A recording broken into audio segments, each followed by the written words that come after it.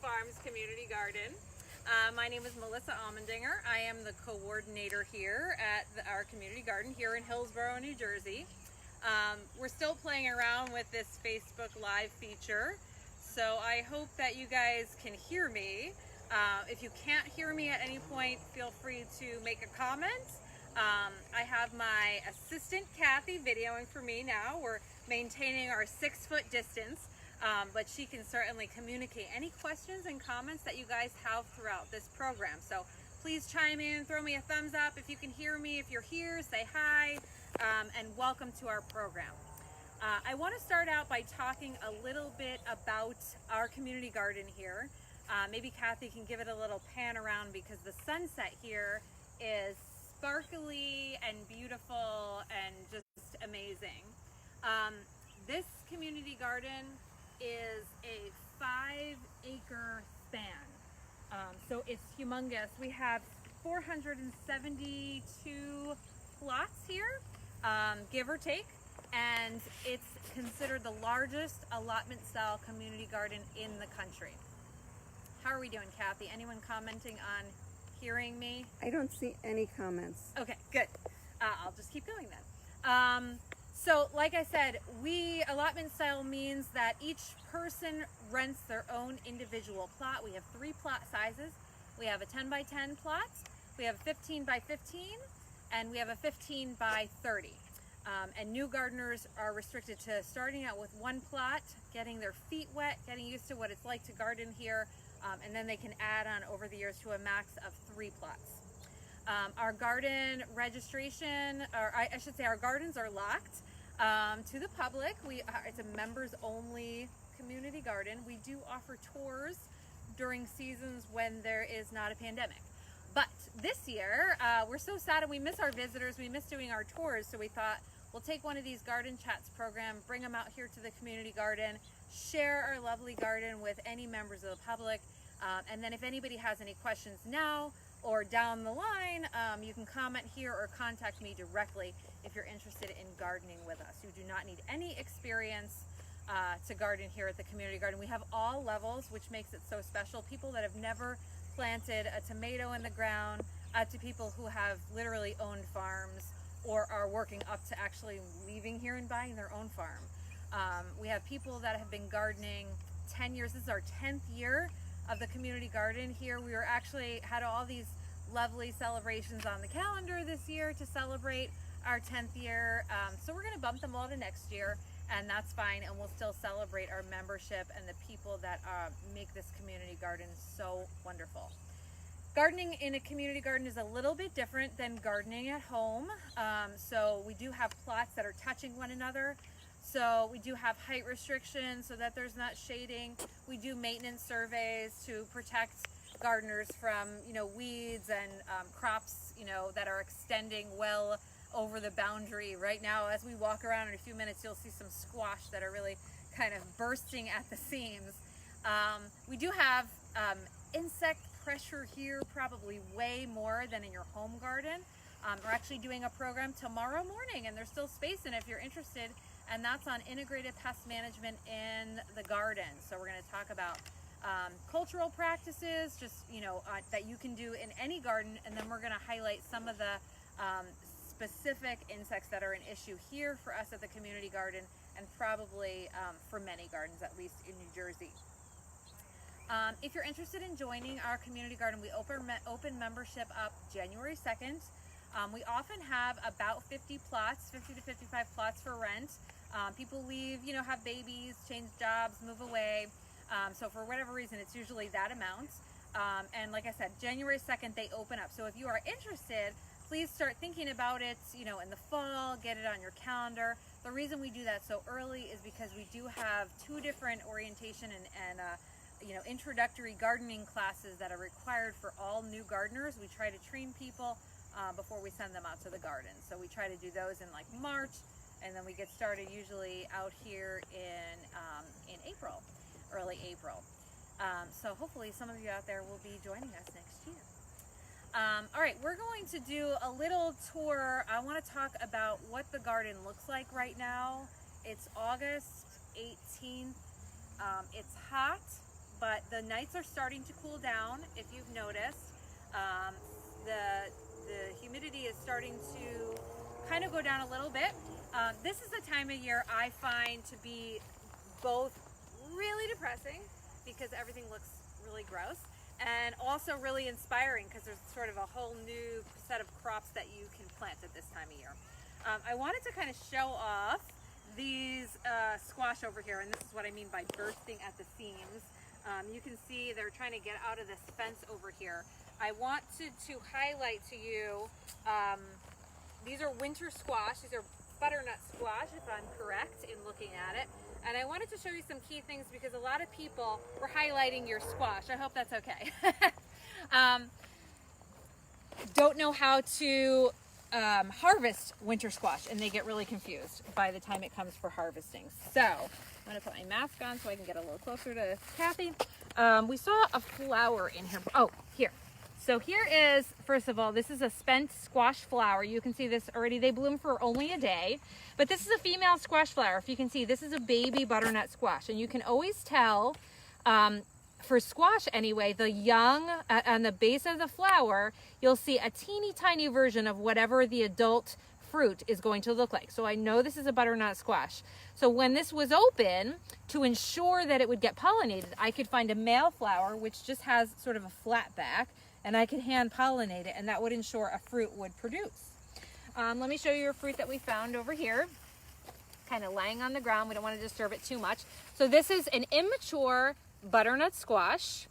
You can tell it's immature because it's really green and because the stem is still really green here. So the way that you know that a squash is, any of the winter squashes are mature, is two things. Number one, the fruit itself is going to change color. So this is going to change to a pale orange. It's going to change to whatever its grown-up color is. And then the stem is actually going to turn dry and brown and brittle. And then you know this whole vine will probably start to die back, and then you know it's time to harvest. So essentially what you're doing, winter squash, when I say winter squash, that includes pumpkins, it includes the butternuts, the delicatas, the spaghetti squashes, the acorn squashes. Have I forgotten any? I think Pumpkins. that's it. The what? Pumpkin? Pumpkins, yep. So those are all what we call winter squash. You actually plant them in May, right around Memorial Day. They need the heat. People get confused by that because they're called winter squash, but the reason they're called winter squash is because you harvest them in the fall, right before the frost, and they have a good long storage period. So you eat them in the winter. They're the base of your soups and stews and your warm winter comfort food. So as you can see, this gardener has a prolific amount of squash growing here. She's doing amazing. Her plants look really healthy and beautiful and not dying or dead. So they're going to keep growing. What's going to happen as we get closer to the frost date, which in our zone, which is 6B, the frost date is October 15th, on or about. That's when the first nighttime frost will come. You're going to get these squash harvested. By that time, these will probably be kind of brown. Depends how healthy they are. Sometimes they'll die earlier, sometimes they'll die later. But you definitely want to get them inside, into your house, before a nighttime frost comes. If you leave them outside and a frost comes, you can still eat them, but they're not going to be able to preserve in your basement for any long amount of time. Basically, the cell walls get damaged, and then you're going to have to just cook them pretty quickly and get rid of them. So this gardener, how many squash do you think you're going to end up with here? Probably 30 to 50, I would say. There's a lot of squash in here. She does not want to have to eat all of those squash on the very first day that she harvests them. So she's going to want to get them into her basement or into her house at least before that first frost. Now the opposite side of the problem is harvesting them too early. A lot of people will see their squash and they'll be like, it's mature, I need to get it in, you know, I want to eat it. For most winter squash, you don't want to do that because they're not mature and their flavor has not really developed. What you want to do to tell, aside from those two things I said about the color and the vine, you can poke your nail into the skin. If you can pierce the skin with your fingernail, that means the winter squash is not ready to be harvested. It should be firm enough that you cannot poke a hole in the skin with your fingernail. So that's a good test. So some of our gardeners right now are like, I want to harvest now. You're not going to do that. You're going to wait for a while. If the vine dies completely 100% back to the ground, if it gets, you know, a disease or bugs eat it or, you know, whatever, the vine breaks off, you can harvest it and try, and it may be edible, but don't harvest it on purpose. Okay, were there any questions in there about... No questions, but I do see comments, so. Oh, cool, great. Are people growing winter squash out there? No, I just see that people are there. Somebody misses the garden. Nora's here. I want to point out the difference between winter squash and summer squash. So let's move a little bit down. I think we saw some summer squash over here. I'm not exactly positive. We're just kind of peeking around other people's. The other rule that we have in our community garden is you're not to enter somebody else's plot. It's basically private property. But since I work here, I can get around the rules a little bit. There is a summer squash. You're right, Kathy. Let me sneak in here. I'm going to stay on the wood chip path so I don't disturb anything. And I'm certainly not going to take this person's produce. We'll see if we can see any fruit. Are these still yours, Julie? No, these are not yours. I don't see any fruit right now. But I want to explain. This is a summer squash. A summer squash, zucchini, the patty pans, the yellow crooknecks. Those are all summer squash. You plant them at exactly the same time of year, in May. But then you harvest them as soon as they're ready. And in fact, some people will say a zucchini or a summer squash will grow like 3 inches overnight. You know, they'll have a small one on Saturday, and by Sunday they have these giant baseball bat-sized zucchinis. They have the female fruit in the same way on the base of the yellow flower, so you can tell which the female fruits are and hand pollinate them. A lot of times you get a lot of male flowers at the beginning of the season, so once the female flowers start coming, that's when you're going to start to get fruit. And you want to harvest them often in order to maximize your harvest. So let's take a gander along this way. We do have a sort of a question. Okay. My zucchini squash 2 plants have not produced any squash at all. My first plants of squash, so I guess a first-time gardener. Beautiful leaves and yellow flowers, that's all. Okay, so what you want to do is check. It could be 2 issues. First of all, your plant may be only producing male flowers for one reason or another. And so you want to look at the flowers, and you can actually like Google a picture what a female squash flower looks like. So a male squash flower, they're both going to be yellow and big, but the male one is just going to end at the stem, and the female one is going to have like a swollen, it'll look like a baby squash, a baby fruit, or if it's a pumpkin, it'll look like a baby pumpkin. And so you want to check that first, because if you have only male flowers, we all know that then you're not going to get fruits, you're not going to get babies. Now, if you do have male and female flowers, you may have a pollination issue. So then it's really easy to get around that for squash because they have such big flowers, you can hand pollinate it. So you leave the female flower on the vine. You would find a male flower from any squash plant. It can be winter or summer squash. They can cross-pollinate. You bring it over, sort of peel back the flowers, give it a little pollination, and then you can take that male flower inside, stuff it with ricotta cheese, fry it up, and have it for dinner. That's what those stuffed ricotta cheese flowers are. You would never want to pick your female flowers because that's where your fruit comes from. But the male flowers, like all good men, once they pollinate, their job is done, right? That was a joke. I'm kidding. Here's some melons here. I'm not exactly sure what kind of melon these are, but these are kind of cool. If you want to zoom in on these, they're really pretty. Melon are doing really well in our garden this year. I don't think we've ever had so many melon growing. Never had so many watermelons. They're really tricky to grow. Here in New Jersey, we're really not the right climate for melon. Melon really like it much, much warmer. So definitely if you're going to plant melon, get it started, plant it, late May or early June at once. Some people lay down like black, row cover or plastic even, or weed fabric just to keep the soil really warm. They like a lot of water. We've had a lot of water, so now all these watermelon are growing. Same kind of other rules though about the pollination and so forth. Now, melon are very susceptible to insect and disease and bug pressure. So I want to point this out because you guys may see this in your own gardens. So you can see this leaf, this kind of yellowing, little chewing. This is cucumber beetle damage. Come on through. This is cucumber beetle damage. So cucumber beetles, they're my nemesis. We're gonna talk, they're one of the top 6 tomorrow that we're gonna talk about. I don't see any right now. A lot of times they hide in the yellow flowers of the melons or the pumpkins or the zucchini. But they chew and they'll bite these little holes. And for a grown-up plant like this, usually it can overcome this. So, you know, a leaf might die, like this leaf, for instance, really isn't doing much for the plant. You can actually clip that off and throw it away and be done with it. But as long as it has enough leaves. The problem is when you plant the little baby melon plant out, or even the squash or pumpkin, if the cucumber beetles come really quickly, they're going to sort of decimate it right to the ground. So you want to definitely keep these guys covered. If you have a cucumber beetle issue, plant them out, keep them covered until they're big enough to sort of be able to fight off, you know, the cucumber beetle. They can actually kill a plant if they chew it enough, and they can also transmit a wilt virus. I think we're going to go this way a little bit, see what's over here. It did rain a good amount here last night. You can see I'm kind of sinking in the ground. Okay, here's another crop that you don't often hear about, new gardeners anyway, planting. This is asparagus. And this is what asparagus looks like at this time of year. Asparagus is a perennial crop. That means you plant it once, you harvest it every year, and the patch that you plant will last, some people say up to 30 years. It'll just last forever and ever as long as you pay attention to it.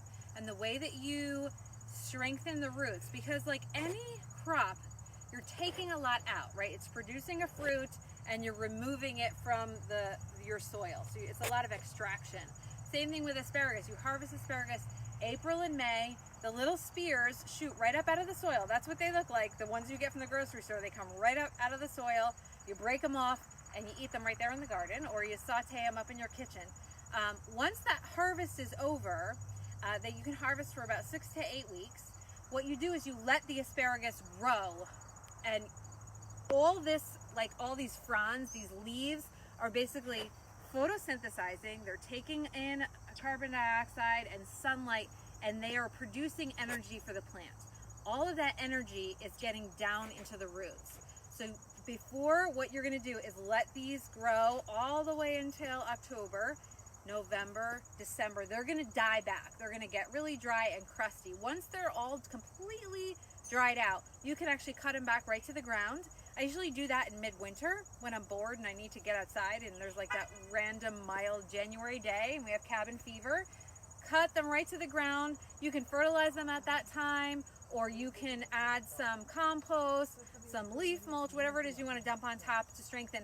But that, by leaving them that long, you take all of this energy and store it and strengthen those roots. If you were to cut it now, you would significantly weaken the plant year after year, and it wouldn't be able to last that long. Asparagus grows really well in New Jersey. That's why you hear about Jersey asparagus. And so it's a good one to plant if the house that you're living at, you're going to stay for a while. I wouldn't plant it if you're only going to be there a few years. It does take a few years in order to really start to harvest it. You start off with 0 harvest at the beginning. Year 1, year 2, you start to harvest a little bit. By year 3, you're getting a decent amount, and then it sort of picks up from there.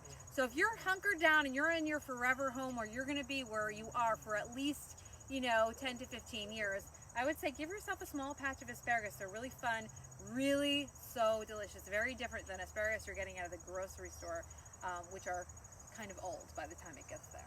So this is a cool one. There's another beautiful melon we spied. We're just going to show you what it looks like because I'm so amazed by these melons.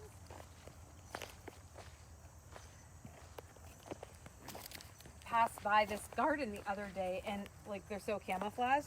I don't know if you can zoom in there, Kathy. You can see this watermelon. Oh, there it is.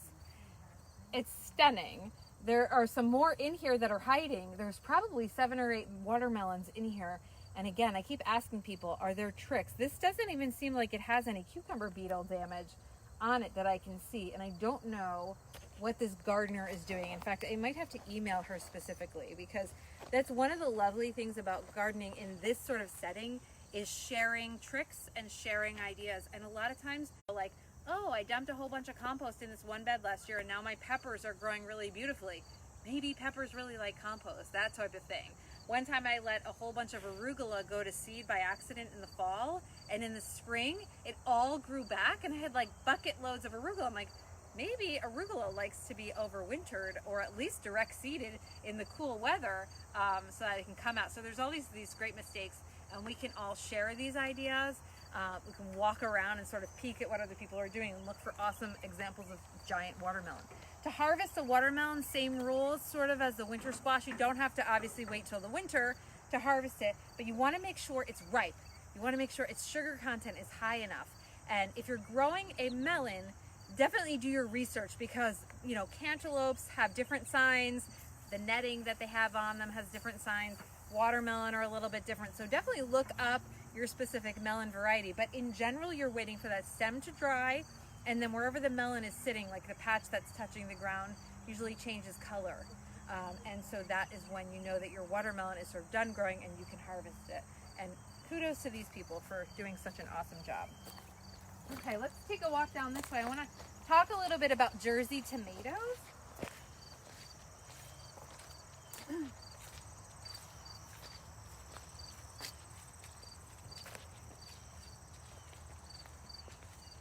Actually, before we talk about tomatoes, what cucumbers look like at this time of year, which is sad, sad and pathetic, and might make you want to quit being a gardener.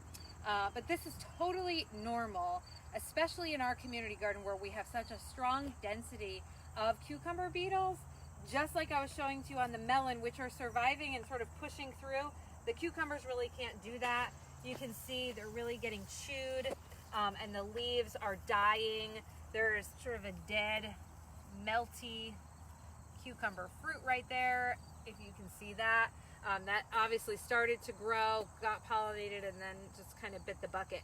Cucumber beetles, not only do they chew and kill the leaves through that way, they, or there's also viral wilt, I think, but they transmit it through the leaves, through their chewing, and then basically the plant just sort of drops to the ground and dies. And so that is sad. It's, you know, mid-August. I feel like this is pretty good, because sometimes I've had cucumber plants that have died like by July 4th. They're done. In my experience, I do have better luck with pickling cucumbers. For whatever reason, the pickling varieties tend to resist that wilt and even the chewing to some extent. So my pickling cucumbers are still producing at home. They don't look great, but they look better by a million times than my other, you know, when I buy the regular slicers. And so I usually just stick with pickling cucumbers. I like them better anyway because they're really nice and crunchy. I did a garden chat out of my house a couple weeks ago, and I was sort of talking about sweet potatoes and how they're one of my favorite crops to grow. These vines take very little care, and they get harvested the same time the winter squash. So right around the first week of October, right before the first frost. We've got some beans going on. Pole beans really start cranking this time of year, and oftentimes will produce right up to that first frost. They are not frost hardy, but they'll produce right up to there. These are actually Asian long beans. Those are super cool, right? If you give your friend a bucket of these long beans, it's like just a few of them for dinner. And these are just regular pole beans for comparison next to it. There's all different varieties of beans that you can grow. These are usually much more prolific than the bush type varieties. But if you don't have somewhere for them to climb, obviously you want to stick with the bush system. She's just got strings basically, and each pole bean is climbing up an individual string. I think where did we see the tomatoes that we wanted? I think it was one aisle over. Oh, here's Oh, we could do those too. We're going to highlight this garden art. Rand, if you're watching, I know you'll be excited that we're highlighting. We are having some tomato biting issues here at the community garden this year for some reason, more than other years. More than usual. It's always confusing when like sense. But you can see, I'm going to pick one of these. I don't think he'll mind because it's sort of half dead. It's a cherry tomato, but obviously a bird flew along and just kind of pecked a hole in it. What's happening with the bigger tomatoes, I don't know if you have, I see birds up top because they're from the top. If it were a vole or a rab, those also. We're like very lucky to have both types of Oh yeah. biters and chewers. His look actually pretty good over here. He has rigged up this amazing celebration of like 1990s music. I wonder if these are all blank or if they look like they're blank. They It would look be fun blank, if they were but- all like heavy metal music or something.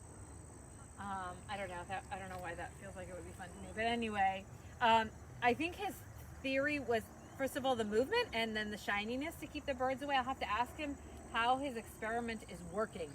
But that's what we're working on here. The other issue with tomatoes at this time of year, especially if you're growing heirloom type, what's it called? Organic, open pollinated varieties of tomatoes, is that they all succumb to blight. So you can see on these plants over here, you've got sort of this happening, right? These dead, crunchy leaves. We've got yellowing. These are actually past yellowing, but they're just kind of dying. And usually what happens, it comes from the bottom and comes up. So when you look at the top of the plant, oftentimes it's healthier than the bottom. So the way you can get around that, this one is actually Those are pretty much bad. dead, except for that it actually still has a tomato, which is really entertaining. Oh, this one is bitten from the bottom. I'm gonna pick this because it's really gross and he's not gonna eat it. It's not edible. Okay, that's what's happening. So I have a feeling this was probably a vole or a rabbit. We don't have confirmation. So that's unfortunate. But this plant is pretty much all the way dead. There's no saving it. These guys in here, you could actually go through and clip off all these dead brown leaves, wherever you see this. This is not keeping the plant alive. So you can go through with clippers, get rid of all of those dead leaves, spray it with maybe some liquid fertilizer. Sometimes it will invigorate it enough to actually produce a little bit more fruit. This year though, because we've had just so much rain in the past couple weeks, I have a feeling tomatoes are going to end early. If you're interested, if you're like really a tomato lover, but you don't care about like heirloom varieties, you could do a variety that's resistant, so you look in the seed catalog or whatever and get a hybrid that's resistant to blight and the different diseases. You can see over here what's happening. I mean, this is up here at the top. Oh my God, I see some life. I found something awesome. Oh my God. Oh, a hornworm? Yeah. Awesome. So I'm looking at this. So I'm gonna put my wow, mask on so great. Kathy can get close. But can you guys see Yep. this in here? Oh my God, it's like a cartoon. So this is a tomato hornworm. Hello, wake up. All right, so he's kind of like, he has this little, can you see his little horn? Yep, it looks great. That's where he gets his name from. So this is a predator, or a pest, I should say, of tomato. And the way you usually find them, actually don't see a lot of damage in here, but you'll see like a lot of bitten leaves. And you'll know he's in there, but look at how well that camouflages. If it weren't for the white, if I cover that white up, you barely can see this guy, right? It like blends in so perfectly. Now, the white, does anyone know what that is? Can anyone chime in on Facebook and tell me what these white guys are? Just having, ew. So there's a parasitic wasp. Is someone venturing, I guess? No. There's a parasitic wasp that actually lays its eggs. It's a beneficial insect. We want it in the garden. It's not like a stinging wasp, not like a yellow jacket. Lays its eggs on the tomato hornworm.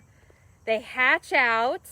These are these the egg? These are the eggs, I Those are the think. eggs. I think these are the egg cases. And then they hatch out. The larvae bury, this is gross, bury inside the caterpillar and basically suck him to death. I've found dead ones that are literally just like a black, deflated, like all their organs just kind of deflate. It's really gross. The bottom line is, lesson learned here is, if you have a tomato hornworm, get rid of it. However, if it has these little white egg cases, leave it, because this guy is going to be dead soon. And then you're basically breeding parasitic wasps. And the parasitic wasps, now you have 1,000, and they are definitely an insect that you want to have around you. So we're at kind of at the end of our aisle here. We've got some basil going on. Your basil may be looking like this. I don't know. Oh, this is Rand's plot too. I'll give him a quick lesson if he's watching. Yeah. So this is what happens when you pluck the leaves off of basil. So when you have it growing, a lot of people will go and pluck one leaf at a time or cut small like little bits. You want to prune basil really hard. You basically want to cut about half of it down. Every time you cut it, you find, so if I were to cut this, you see where there's like 2 leaves growing out, that's where you want to cut it. But you could actually cut it like all the way to here. You know, you want to cut it. This is kind of far gone. I don't think you can save it at this point. But when you cut basil, if you're a basil lover, do some research on how to prune your basil, how to harvest it. Because you really want to cut a lot of it at one time. That is going to allow it to become really bushy and produce a lot longer. This kind of got really spindly and small. That's how I can tell that he was plucking leaves. This also has this mildew that is really a humongous problem in New Jersey. It grows on the basil leaves, and commercial growers are having a heck of a time trying to control it. They're trying to create resistant varieties. This spreads so fast to other leaves, it'll decimate whole basil crops. And you can find resistant varieties, but really the most important thing is rotating your crops. So if you have something like basil mildew it's living in the soil, it's also in the air to some extent, but it's in the soil. Don't plant this here the second year. You want to plant it somewhere else. It still might get the mildew, or it still might get whatever disease it is, but it delays it, gives it a fresh start when you put it in fresh soil each year. So that's why we rotate our crops around as best we can. We've got a lot of butternut squash in here growing. Very cool. Looks like a smaller variety than the one that was up there. We do have a basil question. How do you preserve it? Oh, I have great question. 3 plants still thriving. Yay, you must be pruning it correctly. So I'm glad to hear that you're cutting it correctly and it's still thriving. So there's a couple ways that I like to preserve basil. I do not like to dry it. That's number one. I've tried drying. I feel like it loses most of its flavor. So the 2 ways that I really like to do it are just to freeze it whole. So I'll cut prolific amounts of basil. I will usually pick the leaves off of the stem in my kitchen, give them a rinse, and then throw them in a Ziploc bag. Kind of squeeze out the air. They will turn black in the freezer, but they still smell amazing and add great flavor. So in the middle of the winter, just undo the Ziploc bag, grab kind of a handful, throw it in your spaghetti sauce or whatever you're cooking, and you'll get that perfume of fresh basil, even though it doesn't look fresh. I mean, you wouldn't use it on like a caprese salad or whatever. The other way I like to preserve it is just to make pesto. So I'll blend it in the food processor with some garlic, some olive oil. Some people use lemon, some people use pine nuts or sunflower seeds. Blend it up. There's sort of a hot debate on whether you should put the cheese in before you freeze it. Kathy, what do you do? Do you I put the cheese in. You put the cheese in. Some people put the cheese after when they take it out of the freezer and mix it in. So you can do what you want. But I freeze mine in ice cube trays. Is that what you do, Kathy? I have little tiny containers about the size of an ice cube tray, and I freeze them in that. Yeah, and then once they're frozen, I pop them out and then put them in it so that way you have one ice cube tray. I keep doing that. And really, one serving of pesto only makes like 5 or 6 cubes. You know, it kind of packs down a lot. And what you can do with that is not only serve it as pesto over your pasta, but you can take that out and put that anywhere you'd put basil. So you could throw it in your soup, throw it in your regular pasta sauce, because it's basically just basil and garlic and oil and maybe some cheese. So those are my 2 favorite ways to preserve basil. There are people that will do like oils with herbs, but be wary of that because there is a risk of, is it salmonella or I think E. coli? it's salmonella. I always forget which yeah. terrible thing. But that can thrive in the oil. So if you do that, it has to be refrigerated and use it within a short amount of time. Any other questions? No, just to mention that Rutgers has a disease-resistant basil, which I believe is growing in the education plot. We did grow that. I'm not super thrilled with its disease resistance. At home, it looks great, but so does my other basil plant. And here, both of them look like crap. The resistant one looks a little bit better. A little better. But it's really, and like I said, the pressure, not to scare people away that want to rent a plot, but sometimes the pressure is a little bit more, just because this functions more like a farm than it does a backyard garden. But I feel like the pros outweigh the cons of that. So if there's no more questions, thanks for joining and chiming in and asking questions. This program will be available on Facebook. It'll just remain as a video, so you can watch it and share it with your friends, and maybe I'll go viral. One never knows. And we will also probably post it on YouTube. That way people that don't have Facebook, we can circulate it around that way. And like I said, this is our second Garden Chats program. So you can look back at the first one. I'll probably do another one maybe towards the end of August, maybe first week in September, to kind of highlight again what's going on in the garden. Just before we go, I did mention, you know, at this time of year a lot of stuff is looking kind of crappy, but there is that opportunity to replant. So definitely, if you need to rip out your tomatoes or your basil or whatever it is and you have space in your garden, there's lots that can be planted. In early August, I usually get my broccoli and not cauliflower, I can't grow cauliflower, cabbages, Brussels sprouts, that type of thing in the ground early August. You can still try to squeeze it in. Some of the garden centers have them. I would do it really quickly if you want to do that. But over the next month, like through mid-September, even maybe into late September, you can do lettuces, you can do spinaches, radishes, arugula,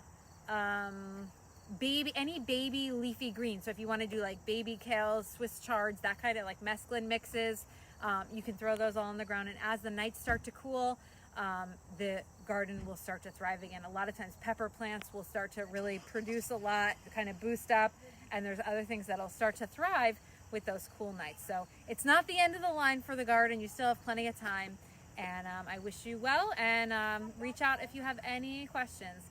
Happy gardening.